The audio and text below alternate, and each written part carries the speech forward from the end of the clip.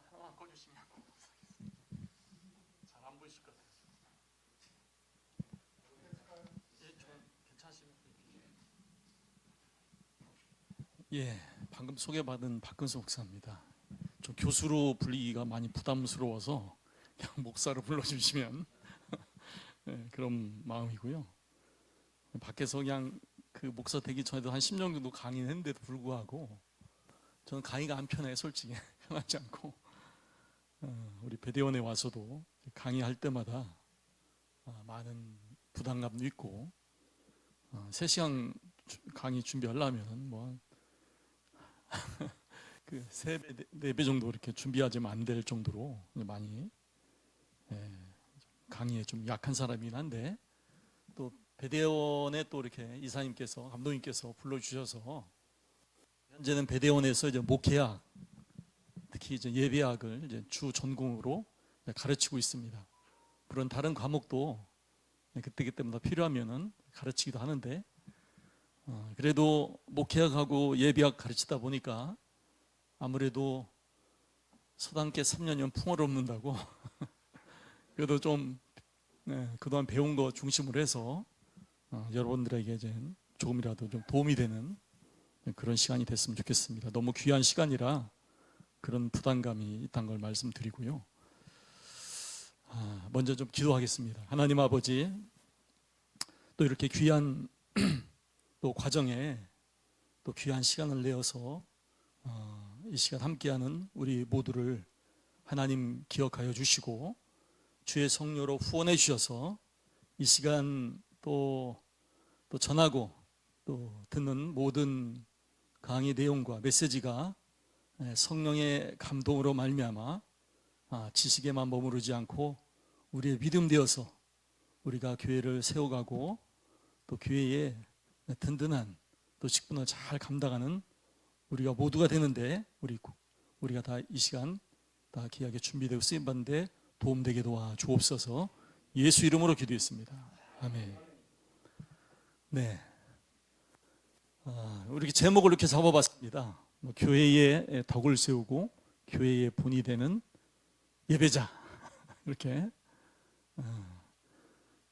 강의 준비하면서 강의 내용은 벌써 한 강의 의뢰가 왔을 때 어떤 내용을 해야 되겠다라고 대충 이미 구상을 하고 있었는데 타이틀을 잡기가 너무 힘들었어요. 사실은 타이틀을 집사 장로의 교회 역할, 목회신학적 역할 이렇게 돼 있다 보니까 목회신학적 측면에서 집사 장로님들의 어떤 교회에서 역할을 어떻게 좀 어필할 수 있나, 전할 수 있나 그런 것 때문에 제목을 잡기 힘들었는데 그래도 교회의 덕을 세우고 교회의 본이 된 예배자 제가 세워놓고 보니까 그것도 괜찮은 것 같아요. 어떻게 괜찮으세요? 감사합니다. 크게 대답해 주셔서 제가 용기를 내어서 좀 진행을 하도록 하겠습니다. 제가 이제 목회학을 공부하다 보니까 이제 교회의 5대 기능을 얘기하더라고요. 5가지 교회 기능. 혹시 뭐 기억하고 계신 분도 있겠지만 첫 번째가 예배죠. 예배. 그럼 두 번째가 뭘까요? 전도. 그 다음에 세 번째는요. 아니 뭐 그거 다 나온 것 같아요. 봉사, 또 교육, 네, 친교. 제가 배대원 우리 MDB 학생들이 물으면 잘 대답을 안 해요. 근데 여러분 다 대답을 잘하셔서 제가 깜짝 놀랐습니다. 대답을 알면서 대답을 하는 걸로 생각했는데 막상 물어보면 잘 대답을 못 하더라고요.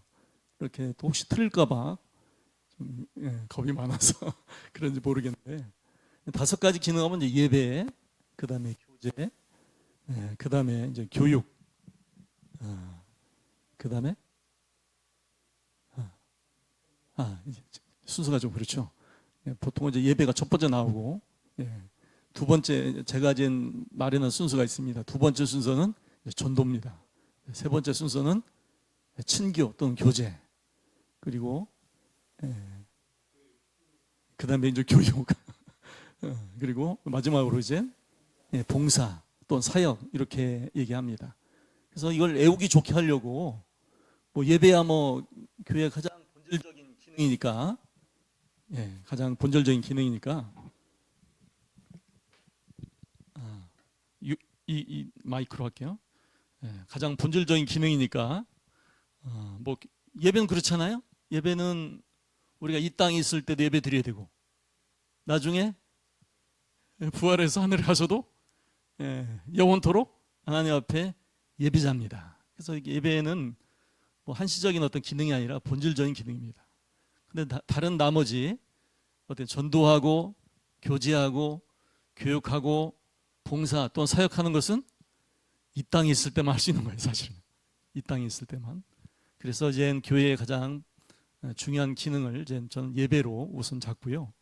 나머지 기능들은 또 굉장히 이 땅에서는 또 중요하지만은 그래서 다른 기능들이 많이 강조됩니다. 그러다 보니까 상대적으로 또 예배의 중요성이 덜 강조되는 것처럼 보이긴 하지만은 예배는 굉장히 중요한 것이다. 이 말씀을 먼저 드리고요. 먼저 좀 세 가지 질문을 좀 제가 준비해 봤습니다. 아니 왜 이런 질문을 왜 하나? 기본적인 질문을 기본이 좀 튼튼해야 이제 분명해야 우리가 분명하게 우리 신앙을 세워 나갈 수 있기 때문에 첫 번째 질문입니다. 우리는 왜 예배를 드리는가? 우리는 왜 예배를 드리나? 당연한 걸 왜 묻냐고 그렇게 생각할 수도 있는데 그래도 한번 옆 사람과 한번 물어보시고 뒷사람과도 물어보시고 아니 자기 자신한테도 한번 자문도 해보시고 우리는 왜 예배를 드리나? 여러 가지 대답이 있을 것 같아요. 여러 가지. 두 번째 질문입니다. 두 번째 질문은 도대체 예배한다는 것은 무슨 뜻인가? 아니 또 다 아는 것을 물어보고 그렇지만 또 막상 또 물어보면 어떻게 잘 대답을 못하는 경우가 있더라고요. 근데 대부분은 다 대답을 잘 하시더라고요. 도대체 예배한다. 뭐 어떤 분은 예배를 드린다, 또 예배를 본다 이렇게 얘기하고 아니 무슨 예배를 봅니까?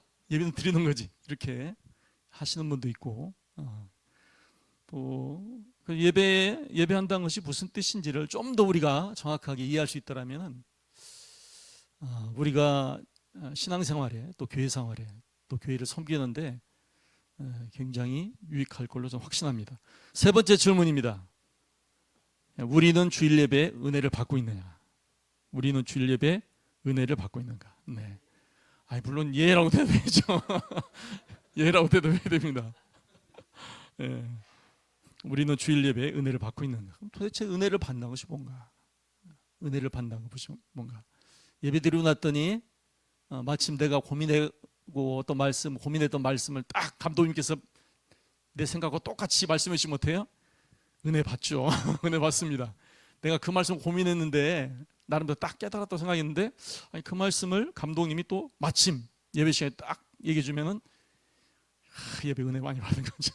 그런 경우도 있고 또 예배 말씀을 통해서 위로받으면 또 은혜 받았다 생각하기도 하고 또 회개가 잘 됐다 생각하면 은혜 받았다고 생각하기도 하고 아마 여러 가지 이제 은혜 받았다는 얘기를 할 수 있을 것 같습니다. 이 세 가지 일단 질문을 중심으로 해서 오늘 강의를 한번 진행해 보도록 하겠습니다. 첫 번째 질문, 우리는 왜 예배를 드리는가? 우리는 왜 예배를 드리는가? 제가 볼 때는 이 질문은 예배의 근거에 대한 질문이라고 생각합니다. 예배의 근거. 왜 예배를 드리지? 여러 가지 대답이 나올 수 있잖아요. 저는 제가 고민해봤던 것들 몇 가지만 적어봤습니다. 전에부터 예전부터. 첫 번째, 은혜 받으니까 자연스럽게 예배를 하더라고요. 제가 22살 땐가 인격적으로 주님을 만나고 나서 걸어오는 길에 조카 과외 마치고 걸어오는 길에 주님을 만났습니다. 주님을 만났더니 하나님의 말씀 확 깨달아지고 예수가 하나님의 아들이고 나의 구원자이라는 거 확 깨달아지니까 제 무거운 죄짐이 싹 사라지고 순간에 그 다음에 머리 지끈지끈하고 항상 그런 머리가 시원해지고 뭐 기쁨이 안에서 막 샘솟아 올라오더라고요. 뭐 이를 형언할 수 없는 기쁨이었어요. 그리고 영생에 대한 확신이 확 들더라고요. 얼마나 기뻤는지가 뭐 표현할 수 없습니다. 표현할 수 없습니다. 그때 제가 고백했던 것이 뭐냐면 주님, 내 평생 하나님을 찬양하겠습니다, 이 고백이었어요. 저는 성락교회를 그때가 한 3년쯤 다니고 있었어요. 3년쯤 다니고 있었는데 어머니랑 같이 우리 성락교회 86년도에 왔는데, 그도 올로 감독님 그 당시 예배 때 침례 안 받은 사람 일어나세요. 그것도 제 양심이 살아 있어가지고 일어났죠. 나오세요. 근데 거절할 수가 없더라고요. 나와서 침례를 받아버렸어요. 제가. 그러고도 한 2년 정도를, 그러고 한 2년 반 정도를, 거의 3년이죠. 2년 반 정도를 성락교회 청년회관에서 예배를 드렸는데도 불구하고 예배만 가면 저는 졸고 잤던 것밖에 생각이 안 나요. 무슨 뭐 이게 귀신 쫓는다는 소리도 못 들었어요. 기억이 안 나요. 방언하는 소리를 들은 기억이 없어요. 전혀. 그래서 예배 들어가면은 뭐 어릴 적부터 저는 소위 모태신앙이었으니까 찬송가 많이 알고, 그래도 뭐 간접적으로 이제 성경은 많이 들어서 알고 있었던 차였으니까 예배 드리는 것이 뭐 이상하진 않았어요. 그런데 특히 말씀만 시작되면은 그냥 그냥 자더라고요. 제가. 아니 뭐 이길 수가 없어요. 자고 싶지 않은데 그냥 눈이 감기고. 그런데 제가 은혜를 딱 받고 주일날 갔더니 가장 놀라웠던 것이 뭐냐면, 아니 설교 시간에 안 졸더라고요. 제가 설교 시간 안 들고 말씀이 그제서야 들려오더라고요. 그래서 예배 때마다 예배를 이제 사모하게 되고, 그래서 예배 시간이 기다려지게 되고, 그다음 또 예배 순서마다 특히 참회의 시간 때도 제가 보니까 기도를 열심히 하더라고요. 또 메시지 말씀 끝나고 나서도 다짐하고 나서 또 기도 제목 내주시면은 제가 정말 뜨겁게 기도하더라고요. 물론 제가 어릴 적에도 저는 시골교회 다닐 때도 부흥회 많이 참석했고 해서 회개기도 많이 했습니다. 푹 치고 하는 그 심령 부흥회 때 어릴 적에도 많이 갔거든요. 회개기도 많이 하고. 그런데도 아무튼 주님을 인격적으로 못 만나서 정말 율법적인 신앙생활 하고 있었는데, 주님을 만나고 났더니 말씀이 들리더라고요. 아니 너무 좋아요. 그래서 정말 내가 평생 왜 살아야 되는지 이유를 알게 됐습니다. 하나님께 영광을 돌린 삶을 사는 거구나. 그래서 주님, 다 평생 하나님을 찬송하겠습니다, 이 고백이었거든요. 그래서 열심히 예배 때마다 기도하다 보니까 어떻게 돼요? 막 기도를 열심히 하다 보면 자꾸 막 혀가 꼬여요. 그래가지고 전 열심히 혀를 피면서 기도했어요. 몰랐으니까. 전 거의 주일 예배자였어요. 주일 예배만 왔다 갔다 한 사람. 그래서 나중에 마음에 하나님께서 내가 뭔가를 해야 된다, 교회에서 이런 감동이 와서 생각해보니까 제가 대학생이었어요. 그때 당시. 대학생이니까 대학부로 가야 되겠구나. 그래서 대학부 소위 대학 사부, 청년회관 그 지하에서 대학 사부 때 제가 2번을 들어가려다 나오고 들어가려다 나오고 용기를 내서 3번째 들어갔거든요. 근데 너무 좋더라고요. 정말 천국 같은.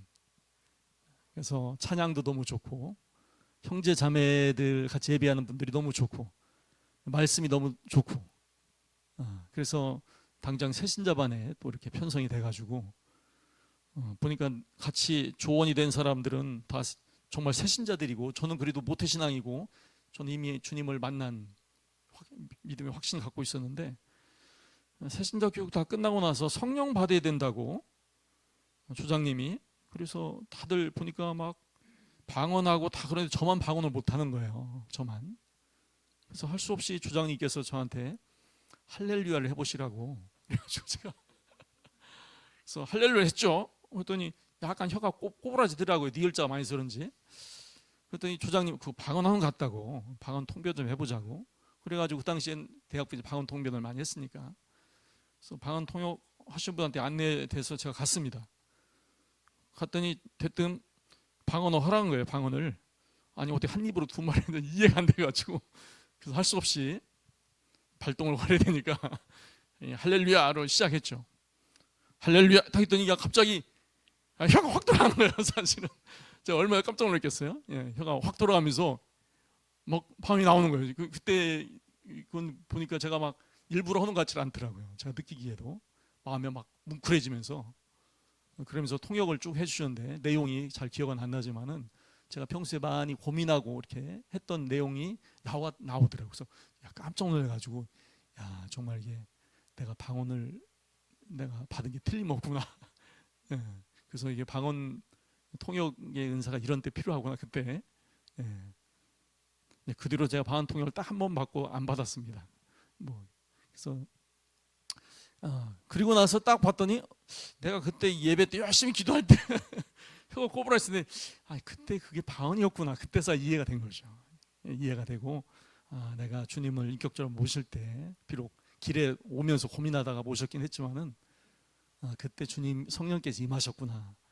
그렇게 확신을 갖고 그 뒤로 좀 방언도 열심히 하고 어느덧 이렇게 목사까지 되었습니다. 이처럼 은혜를 받으면 마땅히 어떻게 돼요? 자연스럽게 예배하게 됩니다. 시키지 않아도 자연스러운 현상이에요. 자연스러운 현상.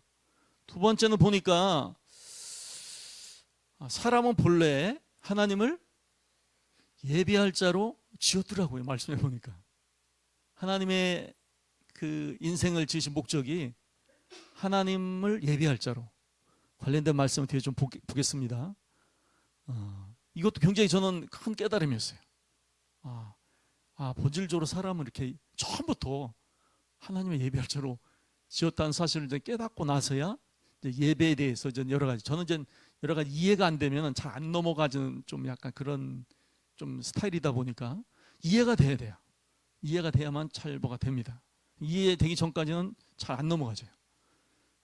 저 같은 분도 계시겠지만 저와 반대되는 생각도 아니 저런 걸 왜 고민해 이런 분도 아마 분명히 있을 것 같긴 해요.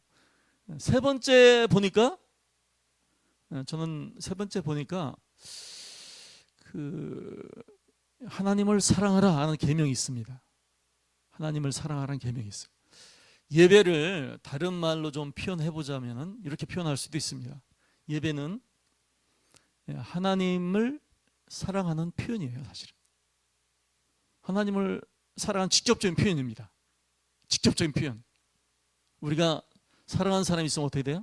그냥 직접적인 표현을 하잖아요. 말로든 어떤 행동으로든 선물을 드리든 간에 이렇게. 근데 예배 자체도 보니까 하나님을 사랑하라 하는 계명에 의해서 마땅히 하지 않으면 안 되는 것이 예배구나. 그 다음 네 번째, 예배는 제가 네 번째를 발견하고 나서 굉장히 큰 마음의 위로를 받았습니다. 담력도 없고. 이건 제가 대학부 있을 때 발견했던 말씀이고요. 깨달은 거죠. 말씀에 이렇게 알고 있었지만은 예배는 하나님이 찾으시는 거구나. 처음에 예배 왜 해야 되는 건지 했더니 하나님이 예배를 찾으시는구나. 하나님이 원하시는구나. 우리가 예배 드리는 걸 하나님이 원하세요. 원하십니다. 그 말씀을 통해서 확인했을 때 저는 큰 감동을 받았습니다. 관련된 말씀을 좀 한번 살펴보도록 하겠습니다.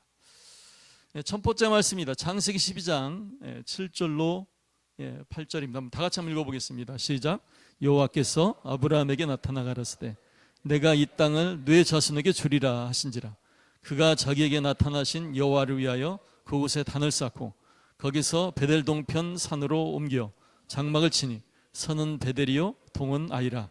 그가 그곳에서 여호와를 위하여 단을 쌓고 여호와의 이름을 부르더니 아브라함이 또 하나님의 부르심을 받아서 정말 정처 없이 나그네 길을 출발한 뒤에 나중에 하나님께서 아브라함에 나타나서 내가 이 땅을 네 자손에게 주리라. 아마 굉장히 아브라함이 감동을 받은 것 같아요. 그러니까 그가 하나님께서 시키지도 않았는데 자기에게 나타나신 여호와를 위하여 그곳에 단을 쌓고 또 여호와 이름을 불렀다. 이렇게 얘기하고 있습니다. 은혜를 받은 거죠. 너무 감사하니까 시키지도 않아도 자발적으로 하나님을 예배한 거라고 볼 수가 있겠습니다. 다음 말씀을 좀 볼까요? 자, 출애굽기 18장 9절로 10절입니다. 다 함께 읽겠습니다. 시작. 이도로가 여호와께서 이스라엘에게 모든 은혜를 베푸사 애굽 사람의 손에서 구원하심을 기뻐하여 가로되 여호와를 찬송하리로다. 너희를 애굽 사람의 손에서와 바로의 손에서 건져내시고 백성을 애굽 사람의 손 밑에서 건지셨도다.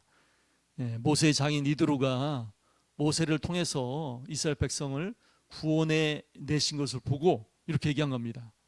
여호와께서 이스라엘에게 모든 은혜를 베푸사 애굽 사람의 손에서 구원하심을 기뻐하여 뭐라고 합니까? 여호와를 찬송하리로다. 이렇게 하는 거예요. 여호와를 찬송하리로다. 하나님의 역사하심을 보니까 절로 하나님을 찬송하지 않을 수 없죠.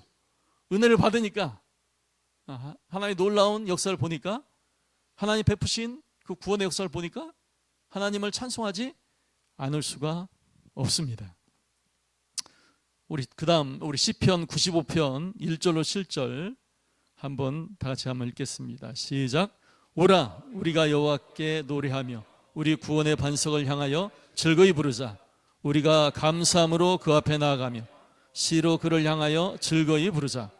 대저 여호와는 크신 하나님이시요 모든 신 위에 크신 왕이시로다. 땅의 깊은 곳이 그 위에 있으며 산들의 높은 것도 그의 것이로다. 바다도 그의 것이라. 그가 만드셨고 육지도 그의 손이 지으셨도다. 오라 우리가 굽혀 경배하며 우리를 지으신 여호와 앞에 무릎을 꿇자. 대저 저는 우리 하나님이시요 우리는 그의 기르신 백성이며 그의 손의 양이라. 너희가 오늘날 그 음성 듣기를 원하노라. 또 이렇게 시편 기자는 이렇게 선포합니다. 오라 우리가 여호와께 노래하며 우리 구원의 반성을 향하여 즐거이 부르자. 즐겁게 외치자. 이렇게 되어 있습니다. 그리고 2절에 보니까 우리가 감사함으로 그 앞에 나아가며 또 시로 그를 향하여 즐거이 부르자. 이때 시로는 어떤 의미냐면 음악과 노래로 이런 얘기예요. 음악과 노래로 그를 향하여 즐거이 부르자. 그러면서 대저 여호와는 크신 하나님이시요 모든 신 위에 크신 왕이시로다. 우리가 하나님께 영광 돌리며 찬양해야 될 이유를 쭉 얘기하고 있습니다. 6절에 보니까 오라 우리가 굽혀 경배하며 엎드려 경배하며 그런 뜻이에요. 굽혀 경배하며 우리를 지으신 여호와 앞에 무릎을 꿇자. 그러니까 마음으로만 하나님께 찬양하고 시인하는 것이 아니라 온몸으로 우리의 마음을 표현하는 거죠. 엎드리기도 하고 손을 들 수도 있고 무릎을 꿇을 수도 있고 또 박수를 칠 수도 있고 춤을 출 수도 있겠죠. 우리의 몸의 여러 가지 모양으로 하나님께 우리의 마음을 표현합니다. 7절에서는 그렇게 하죠. 대저 저는 우리 하나님이시요 우리는 그의 기르신 백성이며 그의 손의 양이라 하면서 너희가 오늘날 그 음성 듣기를 원하노라 이렇게 얘기합니다. 그래서 이 시편 95편 1절 10절을 보니까 오늘날 어떤 예배 요소들이 안에 다 들어가 있는 것 같아요. 말씀도 선포되고 하나님께 찬양도 드리고 여러 가지 요소를 잘 설명하고 있습니다. 그래서 이렇게 하나님께 은혜를 받으면은 자발적으로 자원해서 우리가 하나님을 예비하지 않을 수 없죠. 다음 구절은 우리 에베소서 1장 3절 6절입니다. 제가 굉장히 사랑하는 구절인데 우리 한번 다 같이 읽어보겠습니다. 시작. 찬송하리로다. 하나님 곧 우리 주 예수 그리스도의 아버지께서 그리스도 안에서 하늘에 속한 모든 신령한 복으로 우리에게 복 주시되 곧 창세전에 그리스도 안에서 우리를 택하사 우리로 사랑 안에서 그 앞에 거룩하고 흠이 없게 하시려고 그 기쁘신 뜻대로 우리를 예정하사 예수 그리스도로 말미암아 자기의 아들들이 되게 하셨으니 이는 그의 사랑하신 자 안에서 우리에게 거저 주시는 바 그 은혜의 영광을 찬미하게 하려는 것이라. 아멘. 찬송하리로다. 3절 곧 우리 주 예수 그리스도의 아버지께서 그리스도 안에서 하늘에 속한 모든 신령한 복으로 우리에게 복 주시되, 그렇죠? 창세 전에 사람을 만들기도 전에 우주 만물을 지으시기도 전에 그리스도 안에서 우리를 택했다고 얘기합니다. 저 사람 구원받을 사람, 저 사람 지옥 갈 사람 이렇게 예정하신 것이 아니라 그리스도 안에서 우리를 택하셨다고 그렇게 말씀하고 있죠. 이게 놀랍죠. 예. 그냥 원래 계획이 없었는데 그냥 불쌍해서 갑자기 너 하나님 자녀 삼아줄게 이렇게 하신 게 아니라 성경 뭐라고 되어 있습니까? 창세 전부터 이미 그리스도 안에서 우리를 택해서 우리를 우리로 그 사랑 안에서 그 앞에 거르고 흠이 없게 하시려고. 5절 그 기쁘신 뜻대로. 굉장하죠? 우리 하나님은 그리스도 안에서 우리를 택하시기를 기뻐하신다는 얘기예요. 얼마나 감사합니까? 그 기쁘신 뜻대로 우리를 예정하사 예수 그리스도로 말미암아 자기 아들들이 되게 하셨다 하시면서 결국은 뭡니까? 이 은혜의 영광을 찬미하게 하려는 것이다. 그래서 하나님이 우리를 택하신 이유도 결국은 하나님의 앞에 정말 진정한 예배자가 되게 하시려는 하나님의 뜻이 있다. 이렇게 볼 수 있겠습니다. 우리 이사야서 43장 21절도 한번 같이 보겠습니다. 시작. 이 백성은 내가 나를 위하여 지었나니 나의 찬송을 부르게 하려 함이니라. 이사야서도 동일하게 이스라엘 백성에 대해서 이렇게 말씀하고 있습니다. 내가 나를 위하여 지었다. 나의 찬송을 부르게 하려 함이니라. 이스라엘 백성도 이렇게 택하신 하나님, 인생을 택하신 하나님, 또 그리스도 안에서 하나님의 영원한 찬송이 되게 하시려고, 또 하나님의 예배자가 되게 하시려고 우리를 이미 택했다 이렇게 말씀하고 있습니다. 그래서 우리가 본래 사람으로서 마땅히 사람이면 예배자로 처음부터 지음을 받았구나, 하나님을 찬송할 자로 처음부터 지음을 받았구나, 이렇게 예배에 대해서 이해를 해야 되죠. 자발적으로 은혜 받았기 때문에만 예배하는 것이 아니라 본래 사람은 하나님을 예배할 자로 처음부터 지으셨구나. 하나님 예배가 부족한가요? 하나님 영광이 부족해요? 그렇지 않잖아요. 그분의 풍성한 그 은혜와 사랑과 그 영광을 우리로 하여금 찬송케 하시려고 그의 사랑 안에 우리를 초청해 주신 거죠. 다음 말씀을 보겠습니다. 우리 마태복음 22장 37절로 47절입니다. 우리 다 함께 읽겠습니다. 시작. 예수께서 가르칠 때 내 마음을 다하고 목숨을 다하고 뜻을 다하여 주 너의 하나님을 사랑하라 하셨으니 이것이 크고 첫째 되는 계명이요 둘째는 그와 같으니 내 이웃을 내 몸과 같이 사랑하라 하셨으니 이 두 계명이 온 율법과 선자의 강령이니라. 네, 율법사들이 바리새인들이 예수님께 묻죠. 어느 계명이 큽니까? 할 때 예수님 이렇게 대답하신 거죠. 내 마음을 다하고 목숨을 다하고, 마음만 다할 게 아니라 목숨을 다하고 마음으로도 내 몸으로도 그리고 또 뜻을 다하여 너희 마음의 생각과 그 계획으로도 어떻게 하라고요? 주 너희 하나님을 사랑하라. 그러니까 하나님을 사랑하는 것은 계명입니다. 계명이에요. 사실은 계명이에요. 사랑할 수밖에 없을 만큼 큰 은혜를 주셔서도 우리가 사랑하지만은 하나님을 사랑하는 것이 또 계명이기도 합니다. 그리고 38절 이렇게 얘기하죠. 이것이 크고 첫째 되는 계명이요 둘째는 그와 같으니. 둘째 계명도 첫째 계명만큼이나 중요하다는 얘기죠. 내 이웃을 내 몸과 같이 사랑하라. 이 두 계명이 온 율법과 선자의 강령이다. 이 강령이란 말도 찾아보니까 원어에는 달려있다, 매달려있다 그런 뜻이더라고요. 그러니까 이 두 계명이 이 계명에게 율법과 선자의 모든 명령이 다 매달려 있는 거, 주렁주렁. 강령이란 말은 별이 강자를 쓰지 않습니까? 별이 뭐 요즘 잘 쓰는 단어는 아니긴 하지만은 그물코를 이렇게 꿰고 있는 메인 되는 줄이죠. 당기면 이제 그물코가 이제 오므라들어서 그물이 딸려오잖아요. 그 줄에 그물코가 다 이렇게 걸려 있지 않습니까? 그런 것처럼 그런 핵심이 되는, 근간이 되는 바로 계명이 이 두 계명이에요. 이 두 계명에 모든 율법성에 다 매달려 있다. 그래서 십계명도 이 두 계명으로 유혹한다고 배웠지 않습니까? 그렇죠? 첫 번째 계명에서 네 번째 계명은 하나님에 대한 대신 계명, 그리고 다섯 번째, 열 번째는 사람에 대한 대인 계명, 이렇게 배웠지 않습니까? 그래서 앞부분에 제가 말씀드렸던 것처럼 예배가 뭐냐? 예배는 다른 말로 표현하면은 하나님을 사랑하는, 어떻게 하나님을 사랑할지 그분의 사랑을 표현한 방식의 예배다, 이렇게 말씀을 드렸습니다. 그래서 우리가 하나님을 사랑하시던 계명이고 그죠? 예.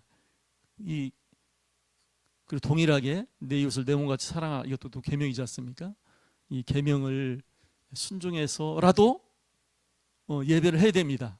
그런 의미에서 예배는 굉장히 좀 의무성이 있습니다. 해도 되고 안 해도 되고 이제 그런 차원이 아니에요. 예. 그런 차원이 아니고 이건 이게 계명이구나. 예배를 계명으로 알고 받을 수 있기를 예수님으로 축원합니다. 네. 그 다음 말씀 볼까요? 자, 마태복음 5장 23절 24절입니다. 자, 시작. 그러므로 예물을 제단에 드리다가 거기서 내 형제에게 원망 들을 만한 일이 있는 줄 생각나거든. 예물을 제단 앞에 두고 먼저 가서 형제와 화목하고 그 후에 와서 예물을 드리라. 이건 제2 계명과 상당히 관련되어 있습니다. 이 구절을 왜 말씀드리냐면 23절에 보니까 예물을 제단에 드리다가 지금 이 사람은 지금 하나님께 예배하러 가는 겁니다. 그런데 예물을 제단에 드리다가 어떻게 해요? 거기서 내 형제에게 원망 들을 만한 일이 생각나면 먼저 가서 형제와 화목하라는 겁니다. 형제와 화목하라는 얘기예요. 그래서 내 이웃을 내 몸같이 사랑하라. 이 계명도 예배의 성공의 필수적인 요건이다. 이 말씀을 제가 드리고 싶습니다. 특별히.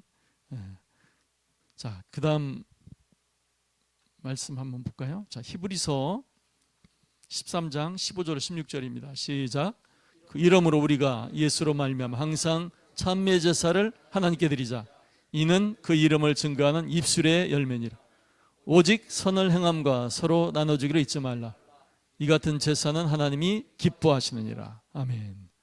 찬미의 제사를 하나님께 드리자. 항상 찬미의 제사를 하나님께 드리자.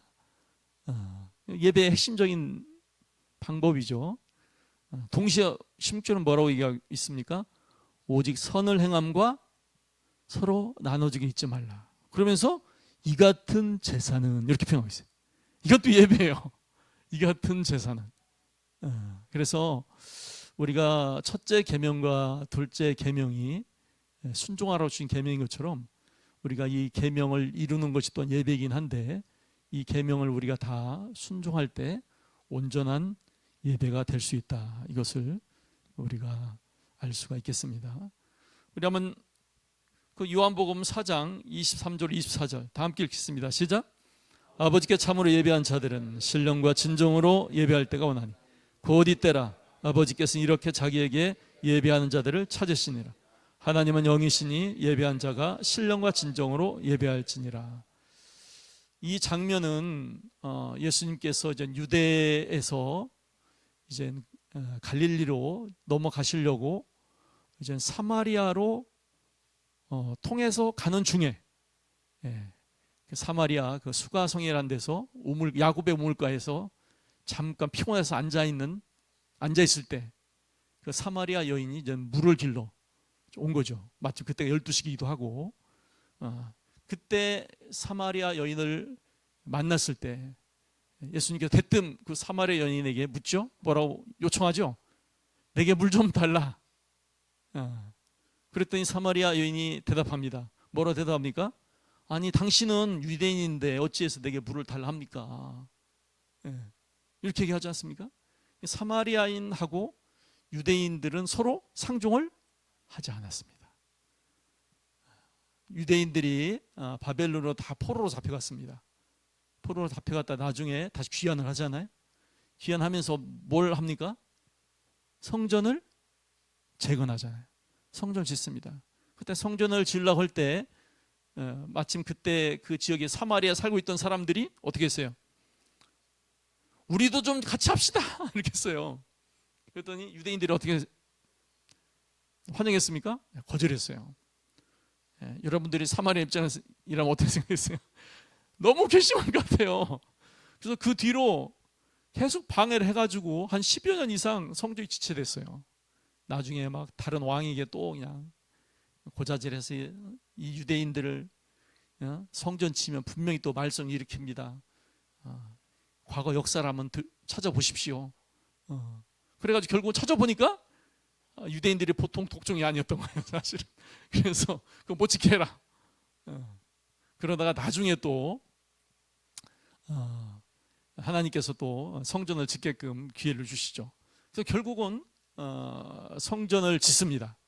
성전을 짓고 그 성전은 유대인만의 성전이죠. 사실 어떻게 보면 사마리아는 상관도 없습니다. 그래서 나중에 사마리아도 성전을 지어요. BC 한 4세기경에 그때 이제 알렉산더가 이제 이 팔레스타인 지역을 정복했을 때입니다. 그때 당시 사마리아 총독 산발랏이라는 사람이 알렉산더에게 요청을 합니다. 우리 사마리아에 우리 그리심산에 성전을 짓고자 하는데 허락해 주십시오. 그래서 그리심산에 성전을 짓는데 예루살렘 성전을 본따 가지고 그리심산에 성전을 짓습니다. 그리심산에서. 그러다가 기원전 한 129년도에 소위 그 하스몬 왕조라고 있어요. 마카비 왕조라고 하는 하스몬 왕조의 왕이 129년도에 기원전 그리심산에 가서 어떻게 했겠어요? 그 성전을 다 때려 부쉈습니다. 때려 부쉈어요. 그러니까 사마리아 사람들이 얼마나 또 유대인들에 대해서 악감을 갖겠어요. 그렇지 않아도 유대 성전 짓는데 참여하자고 했더니 껴주지도 않고 또 자기들끼리 또 해서 어떻게 허락 받아서 전화했더니 나중에 또 다 박살내버리니까 굉장히 적대감이 심해졌겠죠. 그래서 또 기록에 의하면 AD 기원 후에 한 6년, 7년, 8년 그때쯤 사마리아인들이 유대인들에게 복수를 합니다. 그래서 사람의 뼈를 예루살렘 성전에 갖다 뿌렸다고 합니다. 그래가지고 유월절도 축제도 못하고 그 해는 그런 정도로 심각한 타격을 입었죠. 그러니까 예수님께서 지금 이 당시는요, 사마리아 사람과 유대인들은 상극이에요. 서로 싫어합니다. 그러니까 원한이 깊어요. 그리고 사마리아 사람들은 여전히 그리심산에서 예배해야 된다고 그렇게 배웠어요. 우리가 사마리아 사람은 뭐 혼혈이기도 하고 그래서 하나님을 안 믿는다 이렇게 생각할 수 있는데 당시에 사마리아파가 있었어요. 그들은 이제 모세 오경만 믿어요. 모세 오경만. 다른 거 안 믿습니다. 유대인들은 시편이든 또 이렇게 예언서든 또 장로들 유전도 다 이렇게 받아들이죠. 물론 저희 사두개인들도 모세 오경만 거의 인정하는 사람들이 있겠지만은 사마리아 사람도 마찬가지예요. 우리가 이 본문을 보면은 우리 그 요한복음 4장에 보면요, 보통 이제 그 사마리아 이 여자가 주님께서 말씀하시잖아요. 내 남편을 불러와라. 남편 없습니다. 그잖아요. 내가 원래는 5명 있는데 지민 남편도 내 남편 아니니까 네 말이 맞다 인정한 거죠. 그래서 보통 이제 저도 극동방송을 틀어놓고 다니다 보면 이 부분에 관해서 설교할 때마다 꼭 나온 게 뭡니까? 사마리아 사람은 그 사마리아 여인은 부정한 여인이에요. 부정한 여인. 남편을 5이나 잡아먹은 내지 어떻게 해요? 5번이나 남편을 바꾼 아주 그냥 부도덕한 여인으로 많이 그리고 설교를 많이 하더라고요. 근데 우리가 배운 데 우리가 계대교인이라고 그 형이 자신이 없이 죽으면은 이제 그 동생이 형수를 이렇게 취하고 그런 게 있지 않습니까?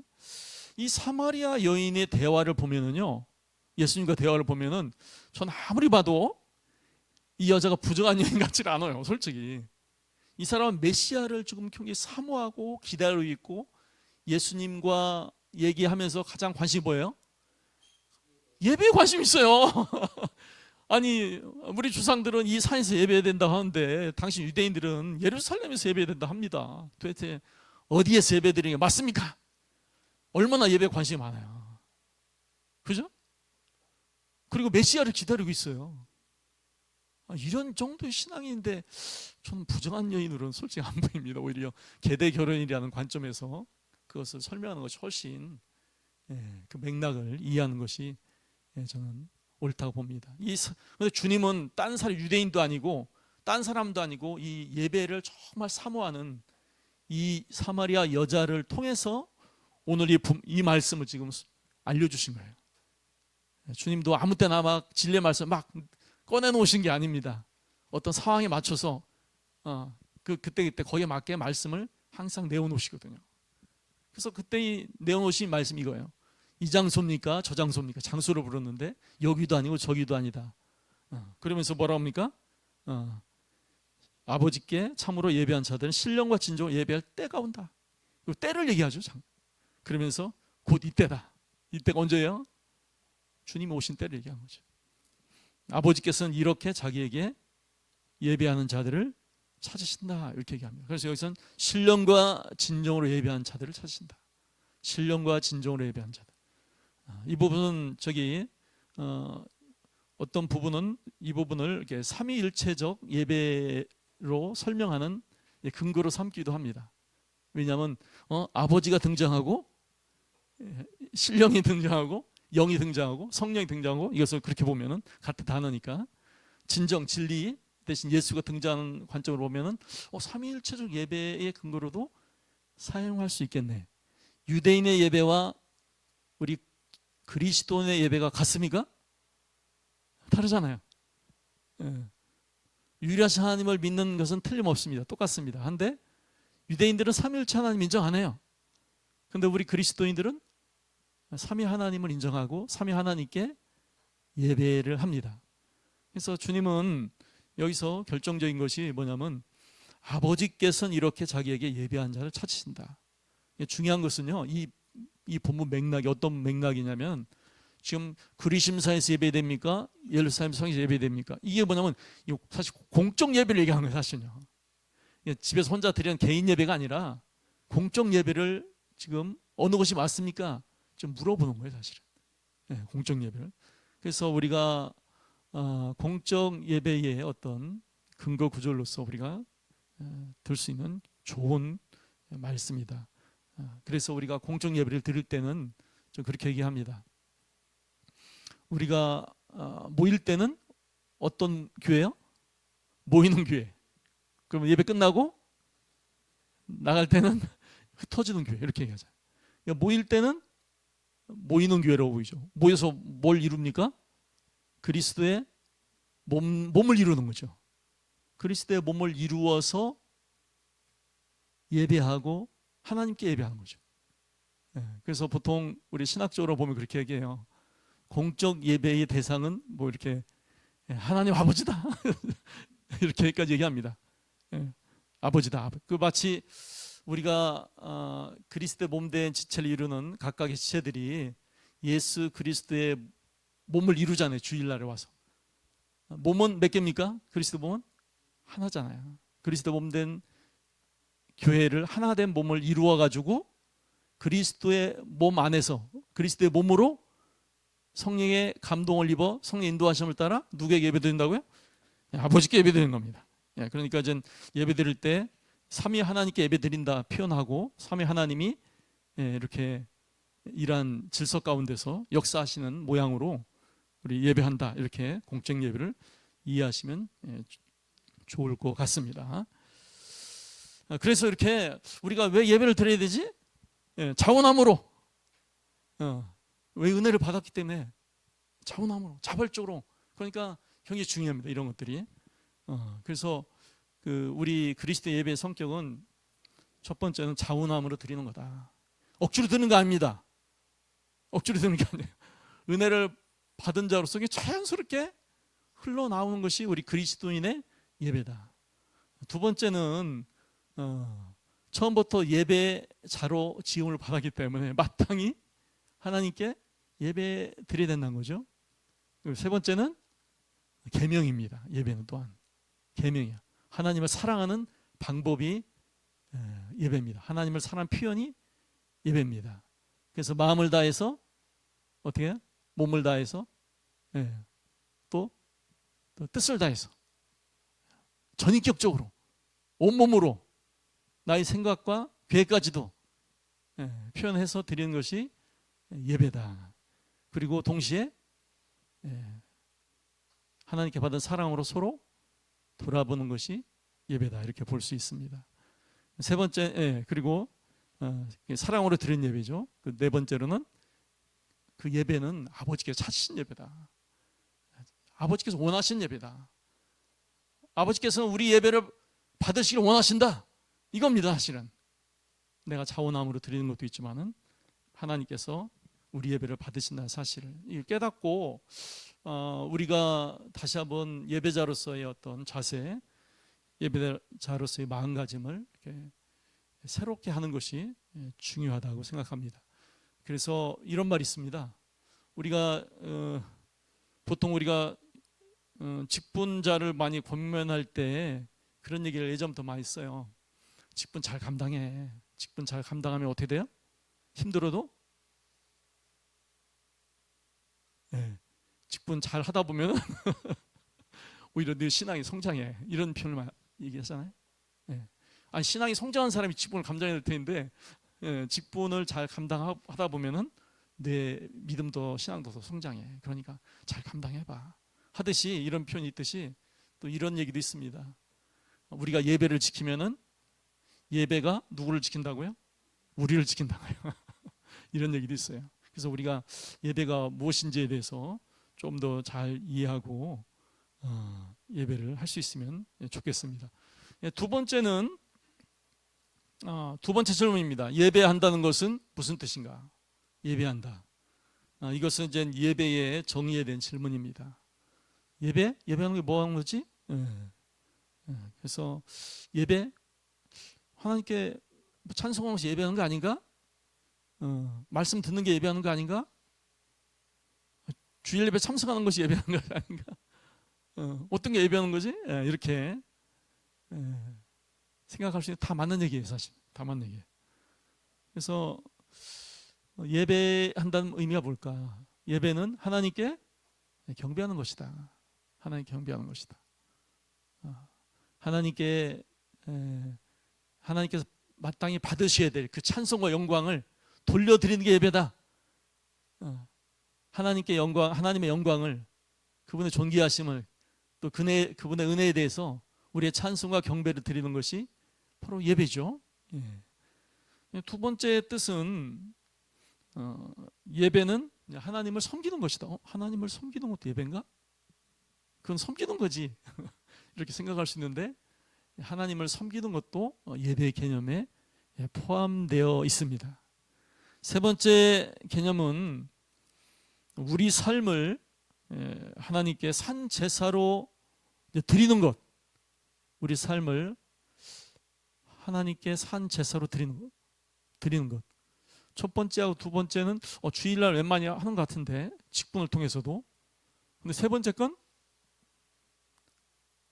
우리 삶 자체가 하나님께 산 제사로 드리는 것이 예배다. 이렇게 얘기하고 있습니다. 잠깐 쉬었다가 그 다음 것을 좀 진행해 보도록 하겠습니다. 자, 쉬겠습니다.